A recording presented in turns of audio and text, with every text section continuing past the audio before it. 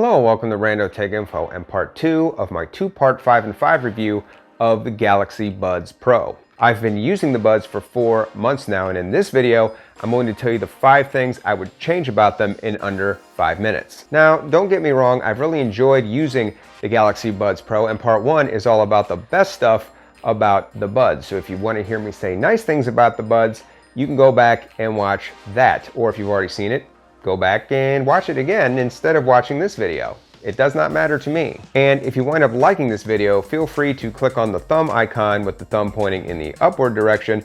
And if you really like the video, feel free to sub to the channel. We think it would be totally dope. The first thing I would change about the Buds Pro is the fit. The fit isn't necessarily bad, but I definitely don't like the fit as well as the fit on, say, my Galaxy Buds Plus. The Buds Plus had 2 adjustable parts of the bud, the ear tips and the ring that sits in the ear, where the Pros only have adjustable tips and they just don't sit in my ears quite as well. And I know ear fit is somewhat subjective. After all of our ears are shaped differently, right? But in talking to others and watching and reading some other reviews, I just don't think these Buds are a great fit for a lot of people.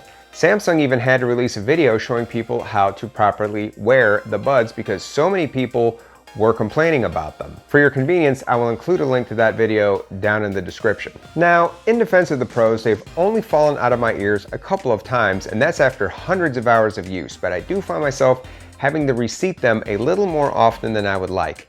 Next time around, I would just like to see Samsung go with a Buds Plus philosophy and give some more options when adjusting how the Buds sit in your ear. The next thing I would change about the Buds Pro are the touch controls. The touchable area of the Buds is very small, so trying to get precise touches can be a bit tricky. I also feel like even when I get a good solid touch on my taps, it doesn't always register. This often results in me pausing my music when trying to skip a song. Personally, in the future, I would love to see a larger surface area for the touch controls, and if that's not possible, Samsung could always add stems to the Buds like you see on the AirPods Pro. Yes, it would change the look, but it would certainly improve functionality. The next thing I would change about the Buds Pro is something small and something that should be easy to fix: the case.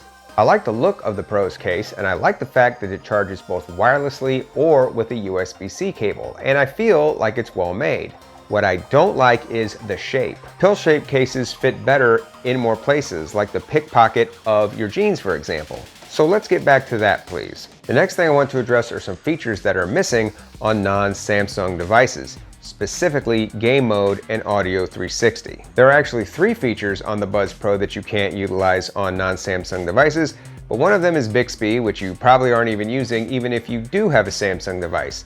But 360 audio and game mode are both going to appeal to a lot of users. My issue isn't even that these things don't work on non-Samsung devices. I understand that for these things to work properly, they have to be supported by the software on the device you are using with the Pros. My issue is with the fact that this is not always clearly stated in Samsung's marketing. There are people out there that are going to try to use these Buds who are on Pixels, Xiaomi devices, or OnePlus devices that are going to expect these features to work on their devices. And all I'm asking is for Samsung to be a little bit more transparent about this. Finally, let's talk price. In part 1 of this review, I actually said that the Buds Pro were my favorite pair of earbuds to date, but I'm not quite sure they're worth their $200 asking price.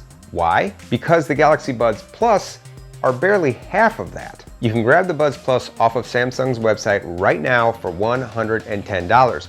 So that means you have to ask yourself, are the Pros worth the added cost?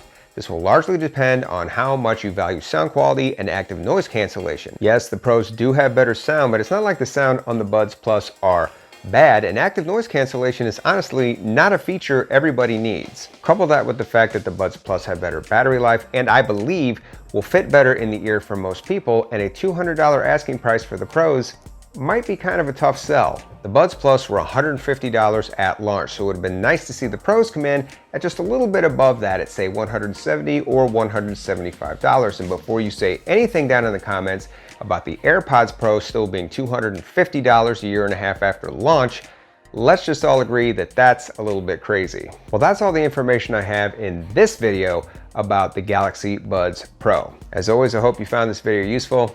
Thanks for watching, and until next time, this is Rando Tech Info signing out.